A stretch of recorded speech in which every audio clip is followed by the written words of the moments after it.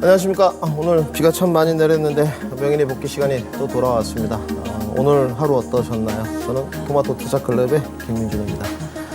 체감지수가 그래도 잭슨홀 이후에 나쁘지는 않은 모습인 것 같습니다. 다들 좀 걱정들이 있으셨을 거예요. 잭슨홀 때 어떤 내용들이 좀 나오고 시장의 뷰가 어떻게 좀 변해가느냐, 여기에 대해서 인식 변화가 조금 있는 분들도 있고, 또 한편으로는 무난하게 지내갔다, 이런 부분도 좀 있는 것 같습니다. 그래서 제가 봤을 때는 뭐 정답은 없는 것 같은데, 그래도 원론적인 내용에서 좀 그친 것 같습니다. 근데 원론적인 내용에서 그쳤는데 결국은 증시 흐름이 어떤가에 대해서는 의견이 좀 분분할 것 같습니다.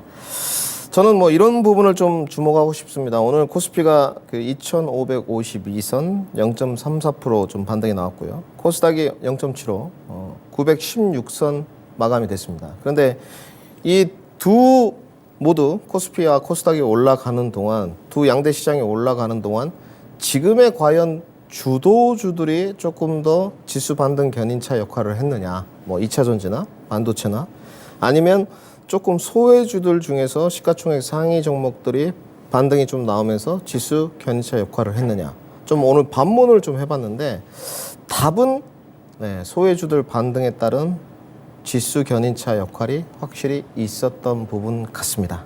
그러면 왜 견인차가 좀 나왔고 주도주들 반등은 좀 어떻게 이어질 것이고, 또 요즘 계속 테마의 연속성이 생기고 있습니다.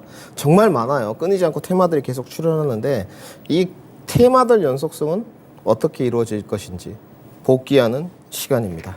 자, 미국 나스닥 차트 모습 먼저 보시겠습니다. 의견들이 좀 분분할 것 같은데 뭐 어찌됐건 잭슨홀 이후에 좀 기간 행보로 가는데 오늘 뭐 현물 시장 봐야 되겠지만 2거래일 정도 반등이 나오고 있습니다. 잭슨홀 미팅 때 결국은 내용이 별로 안 좋았다면 반등이 안 나왔겠죠. 첫 번째 이유를 좀 써보자면 뭐 역시나 시장이 가장 싫어하는 불확실성 제거일 것이고, 그죠? 이 부분이 첫 번째 큰 것 같고, 그 다음에 뭐 비둘기적이었다 이런 표현은 좀 그렇고, 잭슨홀 미팅이 원론적인 수준이었다, 이 두 가지인 것 같습니다. 그러면 시장의 반등은 나왔는데 방향성이 좀 결정됐느냐,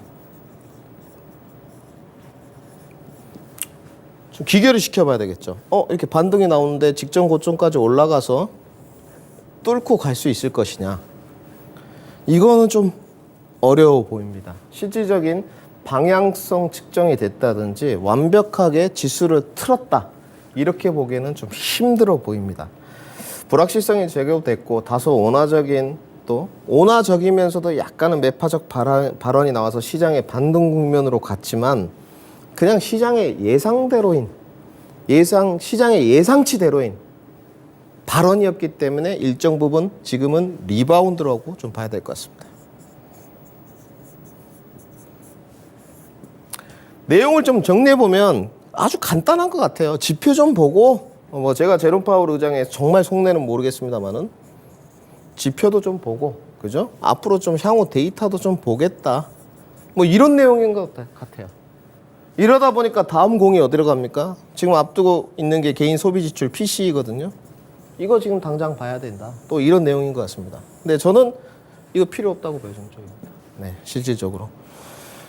뭐 이게 잘 나오고 못 나오고의 어떤 그 단계를 좀 보자면, 그러면 우리가 뭐 31일입니까? PCE 보고, 다음에 또 가면 또 CPI 보고, 뭐 PPI 보고, 이거에 따른 정말로 연준이 지표와 데이터를 측정해서 금리 인상 결정에 반영물을 넣을 것이냐, 저는 그렇게 보여지지는 않습니다.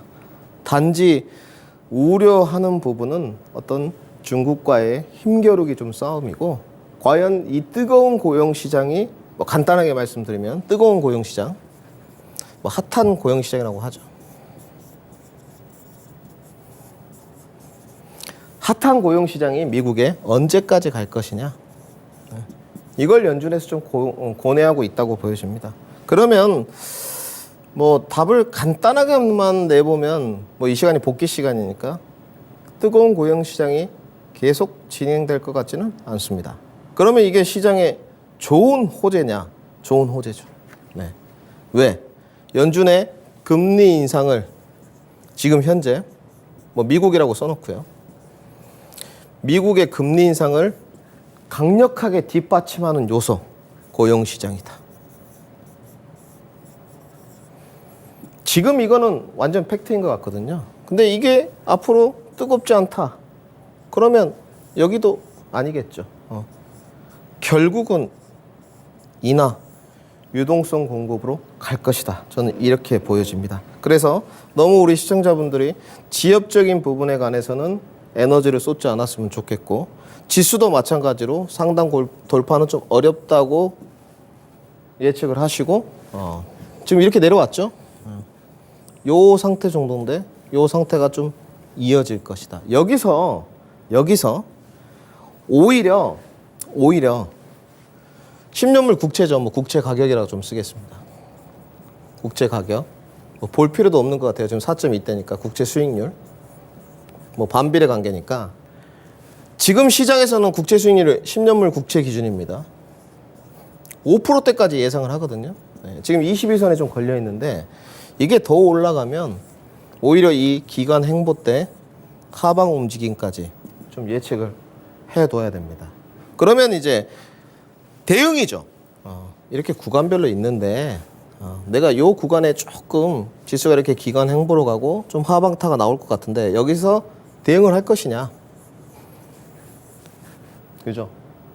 난 대응 안 할래. 어쨌든 거시적인 관점이 피벗으로 가지 않겠어? 이렇게 생각하신다면 그냥 넘기면 됩니다. 쉽게 말해서 고 이렇게 외치시면 돼요. 단지 이제 고를 할 때 어떤 방식으로 시장 대응을 할 것이냐. 고를 하는데 두 가지겠죠. 주도주 눌림목 매수 내지는 비중 추가냐. 그러면 주도주에는 여러분들이 다 아시고 있어요. 뭐 2차 전지, 반도체, 뭐 자동차 아니면 조금 매매를 하면서 소외주를 할 것이냐. 여기도 다 알고 있습니다. 테마도 있고요. 뭐 초전도체, 맥신, 후쿠시마, 출산, 장려, 양자, 뭐 소외주도 있고 제약바이오도 있고, 그죠? 또 철강도 있고 등등 소외주 반등을 할 것이냐 매매로 정하시면 될 것 같습니다. 무시하고 투자로 가는 사람들은 여기가 맞을 것이요. 그죠? 대응을 하는 쪽은 여기가 맞겠죠. 그죠? 여기가 맞겠죠. 이렇게 보시면 될 것 같습니다. 뭐 지엽적으로는 다가올 PC에 관심을 둬야겠지만 저는 큰 신경 쓸 필요는 없다. 그리고 뭐 이런 게 있었던 것 같습니다. 그 이제 잭슨홀 미팅 이후에 중국 부동산 정책이 좀 나왔고, 뭐 그 전에 중국이 이제 LPR 시중금리 인하를 또 때렸죠. 참 중국 말 안 듣습니다. 뭐 간략하게 좀 말씀드리면 원래 중국은 미국의 원조를 참 많이 받은 나라입니다. 미국이 상당히 배신감을 느끼고 있을 거예요. 그리고 뭐 요즘 보니까 뭐 주식거래 인지세 인하 부분도 있었습니다. 뭐 일정 부분 효과가 없었다 이렇게 말하기엔 그런 것 같고, 다소 아쉬운 정책이긴 합니다만은 반등세가 좀 나오고 있죠. 홍콩 항생지수 한번 보시고 가겠습니다. 그 홍콩 항생지수를 보시게 되면 이런 정책들 효과가 좀 있었느냐 명확하게 답이 나오는 것 같거든요. 네, 지금 홍콩 항생지수 모습인데 인지세 인하되고 부동산 정책 시장이 바라는 만큼인지 아닌지 모르겠습니다만은 내용이 나오고 나서 좀 반등세가 나오는 모습이에요. 이런 부분이 어느 정도 커플링 역할도 분명히 한 것 같습니다. 그리고 국내 시장을 좀 보게 되면 지금까지 그런 것 같아요. 자, 우리 국내 증시를 좀 돌아와 보죠. 국내 시장을 좀 보게 되면 이런 내용이 가장 컸던 것 같습니다. 국내 증시 차트 모습을 좀 켜보겠습니다.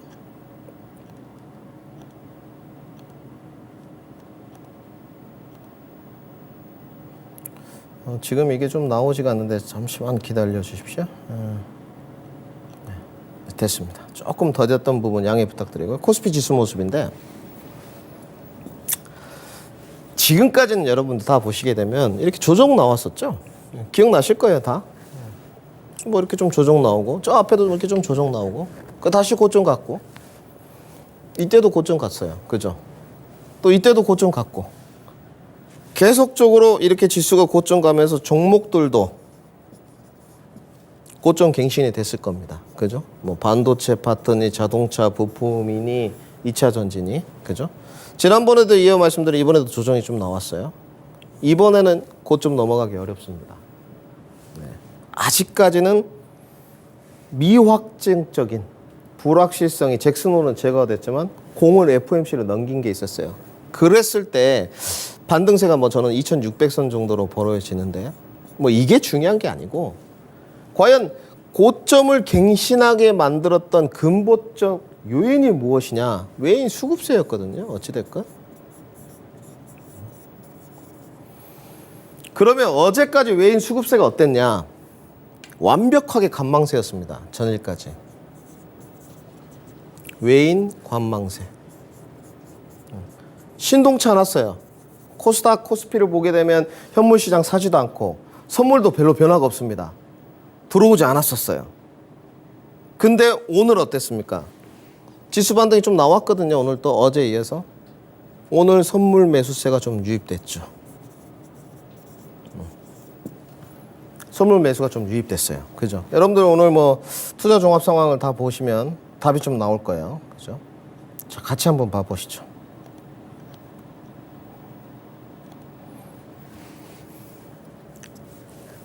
여기가 특징적 요소예요. 오늘 외인 선물 매수세가 좀 들어왔다는 거. 전일처럼 전일까지 좀 관망세가 있었는데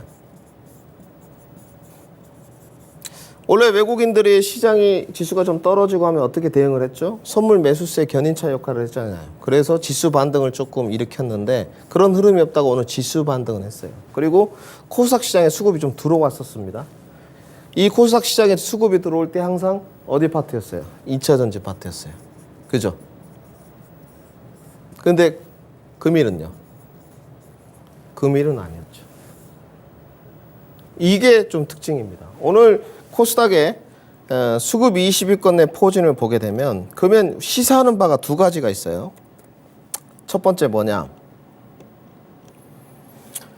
외인들이 현물 매수세를 계속적으로 관망하면서 크게 때리지 않는다. 이 첫 번째. 여기서 알 수 있는 건 뭐죠? 외인들이 왜 선물 매수세를 안 때리고 있을까? 외국인 입장에서도 아직 방향성에 대한 확신이 없는 겁니다. 스탠스가 없는 거예요, 아직. 왜? 코스닥 선물 매수세를 때렸을 때 지금까지 주도주를 계속 때렸는데, 그죠? 반도체나 2차 전지나 주도주를 계속 때렸단 말이에요. 그래서 지수 견인차 역할을 하면서 같이 갔는데, 그러면 오늘 코스닥 수급에서 2차 전지나 지금 현재적으로 봤을 때 수급을 때렸느냐? 매수 매도를 보면 됩니다. 오늘 지금 코스닥 순 매도거든요. 1위가 에코프로, 2위가 LNF, 3위가 에코프로 BM, 포스코 DX, 파워로직스, 윤성 FNC, 나인테크, 그죠? 밑에 내려가니까 PNT, 신성 델타테크, 하나기술. 지금 제가 V자 표시한 거 전부 다 2차 전지 섹터입니다. 조금 더 추적 관찰이 필요하겠죠. 내일도 매도세가 좀 이어지는지. 그러면 이 코스닥에 오늘 1,몇백억 넘게 수급세가 들어왔는데 어디로 갔느냐? 외국인들 뭐 샀는데? 그죠? 확인해 보면 답 나오죠. 답 나옵니다. 삼청당 제약, 뷰노, 그죠? 일단 반도체 좀 제외해 볼게요. 그리고 HLB, 셀트론 헬스케어, AI 전문 딥노이드, 밑에 내려가 파마 리서치, 차바이오텍, 시젠. 제가 지금 동그라미 친 것들은 다 제약바이오입니다. 코스닥 1위부터 20위까지 수급이에요, 지금. 외인 수급. 그죠? 변화 기조가 좀 있습니다. 실질적으로. 그러면 외국인들이 왜 주도주 스탠스를 지금 만들지 않을까, 오늘까지? 관망세를 막 이렇게 진행하다가 왜 주도주 스탠스를 만들지 않았는지 반문을 좀 해봐야 되겠죠. 결국은 연준 내용, 잭슨홀, FOMC 이거보다 외국인들이 신경 쓰는 분야가 있을 것 같습니다. 뭔가를 신경 쓰고 있다. 그게 뭐냐? 저는 국채라고 보고 있습니다. 이 부분은 통화정책 요소로 결정할 수 있는 부분이 아니에요. 그죠? 뭐 조 바이든 행정부에 국채 그만 찍어내라 이런 이야기 할 겁니까? 월권행위죠. 그럴 수가 없어요. 그러면 지금 국채 수익률이 결국은 중요한 부분인데 10년물 어찌됐건 이 부분이 4.2예요. 어디로 들어와야지 안정권이냐? 4% 이내로 들어와야 됩니다. 4% 이내로. 이전까지는 확신이 없는 거예요. 4% 이내로 들어오면 분명히 주도주에 대한 매수세 유입이 다시 될 겁니다. 그것이 반도체가 됐든 2차전지 섹터가 됐든 자동차 섹터가 됐든. 그래서 10년물 국채 수익률이 4% 이내로 다시 들어오는지를 우리 시청자분들은 확인하시는 게 좋습니다. 그러면 오늘 주도주 장세는 어느 정도가 좀 반등이 나왔느냐?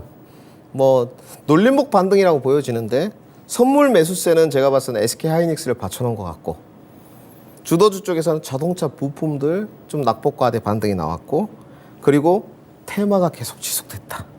테마는 다루겠지만 연속성인 것 같아요. 지금.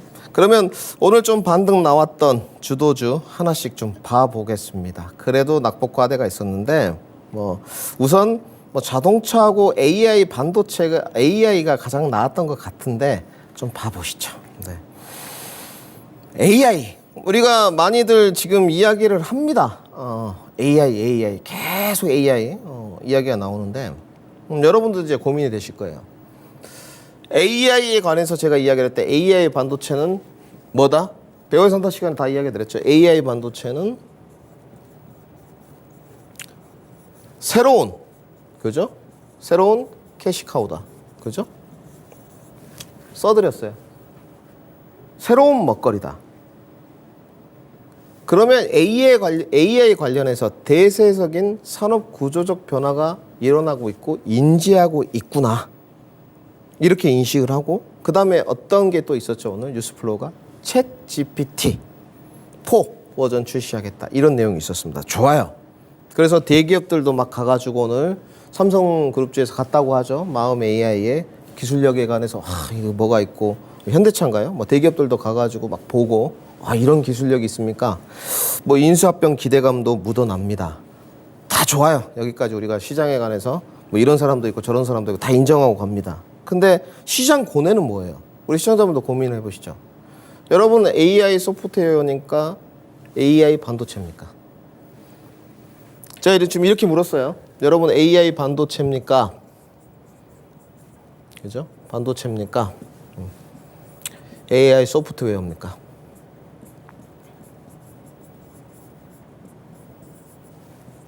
그죠? 고민이 좀 되죠? 본딩 장비 맨날 이야기합니다. HBM 본딩 장비, HBM 1, 2, 3. 그죠? 한미 반도체입니다. 대장주. 그죠? 뭐 지금 이걸 모르는 쪽은 없어요. 뭐 밸류적인 계산, 수치적인 계산, 파동 계산 다 좋습니다. 근데 시장의 고뇌는 AI 반도체와 AI 어떤 소프트웨어 사이 선택의 기로인 것 같아요. 그러면 선택해야죠. 저는 그렇습니다. 조금 더 실적 우상향과 재무 건전성이 뛰어난 기업 선정이 해답이다. 우리가 이제 뭐 본딩 장비 쪽이나 HBM3 관련된 또 1, 2, 3 관련된 후발주자를 찾는 게 관건이긴 할 것 같은데요. 한미 반도체나 최근에 뭐 흐름 보게 되면 이오테크닉스 이런 종목도 흐름이 좋았단 말이죠. 그러면 여기 관련된 반도체 쪽으로 갈 것이냐? 오늘 상한가로 직행한 이름도 예쁩니다. 마음 AI. 네. 뭐 이름이 이뻐요. 마음 AI. 여기로 기술적인 관점을 보고 뭐 이런 거 위치가 나쁘지 않았습니다. 네, 위치는 나쁘지 않은데 반등의 요소를 이끈 거는 오늘 시황이었겠죠. 대기업들이 마음 AI에 찾아갔다더라. 이런 내용. 여러분도 이제 선택을 좀 해보셔야 될 것 같습니다. 내가 기술적인 매매를 좀 잘할 수 있다. 그러면 뭐 이것도 답이 될 것 같고요. 나는 좀 더 구조적인 본질적 요소로 보겠다. 어찌됐든 AI가 지금은 연상 능력을 빠르게 키우는 거고 나중에 NPU 신경망 추론 능력까지 가려면 반도체가 중요하지 않겠냐. 그런 반도체로 가는 게 맞는 것 같습니다. 저의 한편은 반도체에 조금 더 주목해보자. 이렇게 보여집니다.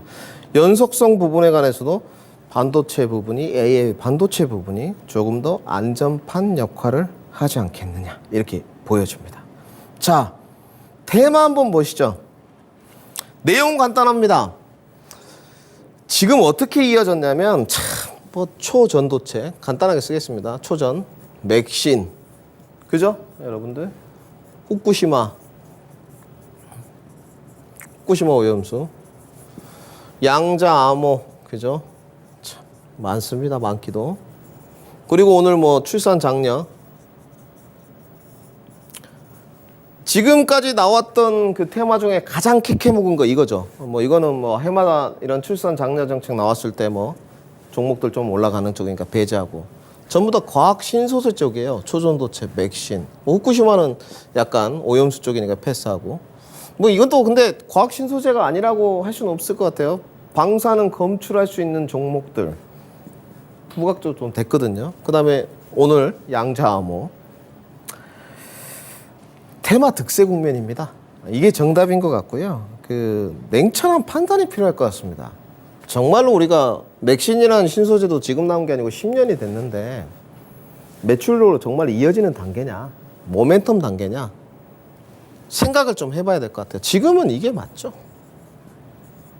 이 테마들이 너무 득세하다 보니까 주도주로 갈 수급도 좀 나눠지는 것 같아요. 그러면 모멘텀 국면이라면 뭐가 가장 중요하겠습니까? 기술적 국면이 가장 중요하겠죠. 이게 신성 델타텍 건데 이제 뭐 초전도체에 관해서 설왕설래 없어요. 아니라고 해요. 근데 지금도 5일선 타기하고 있어요. 이거는 뭐 선수 프로 영역도 아닌 것 같고요. 제가 봤을 때는 폭탄 돌리기다. 정리하고요. 그 다음에 맥신 종목 하나 보겠습니다. 그러니까 이런 종목이 신성 델타텍한테 정말 득이 된 거냐. 뭐 주가만 가게 된다. 가면 된다. 이런 쪽은 뭐 득이 됐겠죠. 이것도 마찬가지예요. 나인테크 추천도 해봤는데 뭐 여기서 기관 행보를 하고 있길래 좀 매수를 해놔서 이제 여기까지 갔어요. 근데 이것도 뭐 맥신에 관한 설왕설래가 있으면서 이렇게 됐습니다. 추세가 아직 망가지진 않았거든요. 이것도 기술적 접근인 것 같아요. 기술적 접근 포인트 아직은 나오는 국면 아닌 것 같다. 눌림목이 지금 안 나왔다는 거죠. 후쿠시마 오염수 중에 가장 대표되는 종목 뭐 여러 가지가 있습니다만 저는 위드텍이라고 좀 보거든요. 그죠? 뭐 이 주가도 최근에 13,000원에서 그냥 2만 원까지 수직으로 그냥 싸버렸습니다. 수직으로. 후쿠시마 오염수. 그리고 오늘 양자암호, 코이버까지. 이 종목들의 특징이 좀 있습니다. 제가 지금 소개해드린 코이버, 신성 델타테크, 나인테크. 기업 내용이 나쁘지 않고 앞으로 뭐 적자인 상태인 기업들도 흑자로 좀 턴될 것이다. 뭐 신성 델타테크나 위드텍은 이미 흑자였고. 근데 이제 테마가 붙으면서 시세 견인은 됐거든요. 뭐 시세 견인이 우리의 궁극적인 목적이기도 하지만 오히려 기업 내용을 어지럽힌 요소가 된 것 같습니다.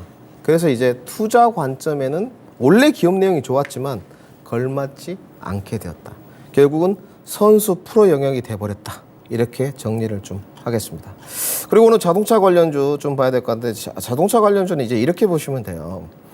낙폭 과대지 않습니까? 근데 자동차 종목들 중에 실적이 굉장히 좋았던 종목들이 있습니다. 근데 이제 현대 기아에서 뭐 하청업체들한테 야 재고 좀 조정해라 이런 내용이잖아요. 근데 결국은 이 낙폭 과대가 마무리된 종목들 중에 실적이 좀 앞으로도 좋을 것이다 하는 종목들은 반등세가 다 나오는 것 같아요. 명심산업 차트 모습이고 그러면 자동차에 뭐 어떤 대세적인 시황 변화가 있었느냐? 없었습니다. 네. 결국은 앞으로도 실적이 좋아지고 2분기 때 호실적이 썩고 낙폭 과대와 조정 인식 마무리에 따른 반등세구나. 이렇게 보시면 될 것 같습니다. 그리고 자동차 이 낙폭 과대에 따른 외국인 수급세까지 좀 유입되면서 반등이 나왔다는 거. 그러면 실적 부분이 앞으로도 호실적을 써가면서 변동이 없는 종목들을 선정한 후에 저점 매수 가능 권역으로 가야 되겠죠. 관심은 명신산업, SL, 에코플라스틱, 화신 등 정도를 관심으로 보시면 될 것 같습니다. 자, 이제 명인의 해안인데 저는 그렇게 보고 있습니다. 시장의 방향성은 아직 미지수다. 그 이유는 김미주는 10년물 국채 수익률을 보고 있기 때문이다. 10년물 국채 수익률이 4%대 안으로 안착하는지까지 좀 보자. 그러면 기간 횡보세가 좀 도입될 가능성이 높다. 지수 반등 불구하고 전고점 돌파하기는 수급이 약하다. 결국 매매하신 분들은 뭐 저점 매수, 고점 매도 전략을 해가고 투자해 가시는 분들은 주도주 이제 비중 추가 기회가 될 텐데 투자는 뭐 섹터를 좀 구분 짓자면 2차 전지, 반도체가 답이 될 것 같고 매매는 자동차 부품, 중국 관련주, 제약 바이오가 좀 답이 될 것 같습니다. 물론 선별화는 필요하겠죠. 숲은 잘 보십시오. 결국은 해답은 이 안에 있습니다. 반도체, 2차 전지는 늘 말씀드리지만 저는 2차 전지 장비입니다. 그리고 자동차 부품, 제약 바이오, 중국 관련주까지. 테마는 멀리하고 소외주, 주도주 안에서 택해도 수익률은 나올 수 있다. 시간은 항상 우리 시청자들 편입니다. 그러면 수익률도 따라옵니다. 저녁 식사들 맛있게 하시고 성공 투자하십시오. 토마토 투자클럽의 김민준이었습니다.